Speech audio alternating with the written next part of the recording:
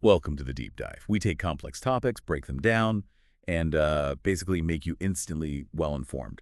Today, we're doing a fascinating exploration, really digging into how we categorize the huge universe of stories and writing out there. Our mission, to give you a clear shortcut to understanding literary genres, what they are, and how they shape, well, pretty much everything we read.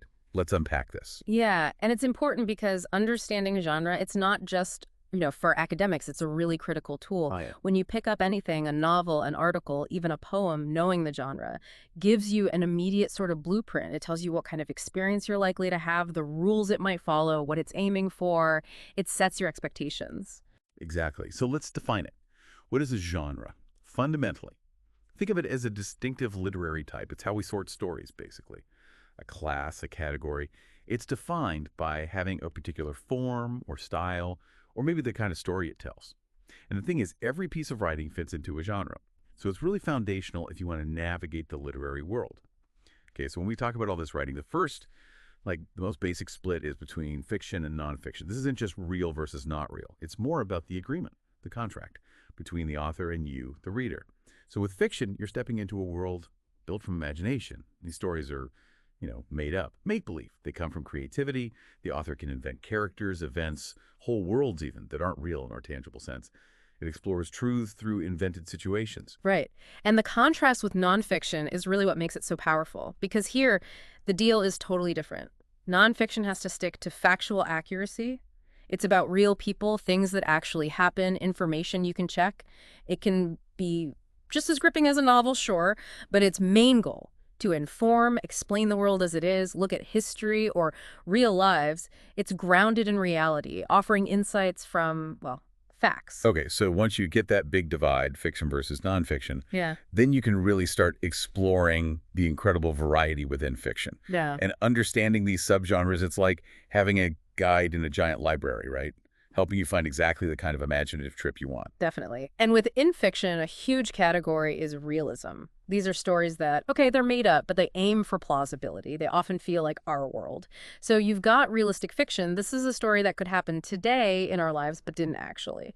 Exploring relatable stuff. The Fourth Stall, for instance, that captures those middle school dynamics really well. Yeah, I know that one. Then there's historical fiction. It takes a real historical event or time period. Yeah. But the characters, their specific actions, those are made up, woven into the history. It brings the past alive through stories, like the Dear America series. Right, placing fictional people in real settings. Exactly. And mystery, another big one. Built around solving a crime, finding clues, uncovering secrets. It really taps into that desire we have to figure things out. Theodore Boone, Kid Lawyer is a good example there with the legal twists. Oh yeah, kids love those. And we can't forget humor. Fiction that's meant to be fun, comedic, entertaining. It often uses comedy to look at, human quirks or society, but in a light way. My life is a potato, maybe. I like how realism keeps things grounded. You can see yourself in it. But then we can totally shift gears into fantasy. This is where we leave reality behind. These are stories with strange, otherworldly settings, maybe magical creatures. Or superpowers, royalty, and made-up lands. Right. The Harry Potter series is like the perfect example. Magic isn't just flashy stuff. It explores big themes, good versus evil, friendship. Destiny, yeah. And even within fantasy, you get more specific types, like fairy tales. Usually shorter, often for kids, with fairies, magic, clear lessons. The Girl Who Drank the Moon plays with those ideas. Classic form, but can be modern too. And then there's science fiction. That's the genre asking the big what-if questions, exploring imaginary, often futuristic ideas. Other planets, future tech. It looks at the impact of science, right? Exactly. Like Cinder, which blends a fairy tale with a futuristic cyborg world. Really creative. That sounds cool. Then you have mythology. These are ancient stories, really foundational to a culture. They explain origins, heroes, gods, the supernatural. They often tackle universal human things. The Lightning Thief does a great job bringing Greek myths into today's world. Makes them accessible again. Definitely. And don't forget the tall tale. Very American, usually humorous, wildly exaggerated stories. Larger-than-life characters. The Tall Tale of Paul Bunyan is the classic example, just completely over the top. Right, pure exaggeration for effect. Then there's folklore. This covers a community's traditional stories, songs, proverbs, often passed down orally, maybe featuring a folk hero carrying cultural values. Like Jack and the Beanstalk. Precisely. A story told and retold, hitting timeless themes. And one more in this sort of fantastical realm, horror. Ah, yes. Horror aims to evoke fear, dread in the characters and the reader. It taps into our anxieties, uses suspense, unsettling stuff to create that chilling feeling. Night of the Living Dummy from Goosebumps, maybe? Oh yeah, definitely unsettling. It's amazing how these subgenres really tailor the experience, isn't it? Offering different flavors of escape or, well, fright. It really is. Okay, so moving away from all that imagination, let's ground ourselves again. Let's dive into the specifics within nonfiction. Each of these categories has a distinct job in helping us understand the real world. Right. Based on facts and reality. Exactly. So first up, biography. This is a book telling the story of a real person's life. It's researched, fact-checked, everything in it is supposed to be true. Who is Caesar is a straightforward example. Got it. The whole life story. Written by someone else. Correct. Then, similar but different, autobiography. This is when a person writes their own life story, their entire life from their perspective. Life in Motion is a good example of that. Okay, so autobiography is self-written, full life. Mm-hmm. How's that different from a memoir, then? I hear that term a lot. Good question.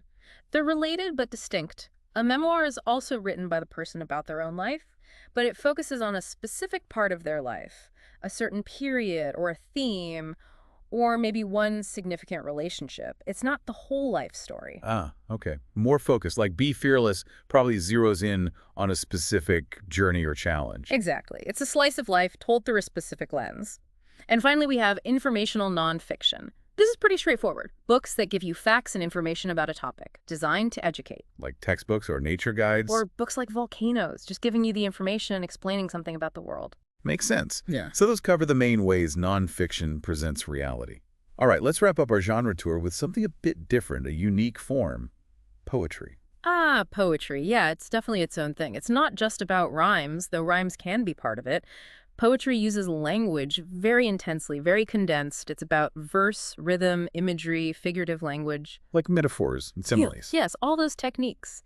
To tell a story or express an emotion or explore an idea with real depth, often in fewer words than prose, it asks you, the reader, to engage differently, maybe find meaning between the lines. So it can still tell a story. Oh, absolutely. Out of the Dust, for example, tells a whole narrative through verse.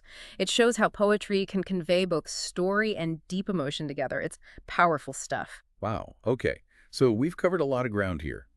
From that basic fiction-nonfiction split, all the way through the different flavors of fiction, like realism and fantasy, into the factual world of nonfiction subgenres.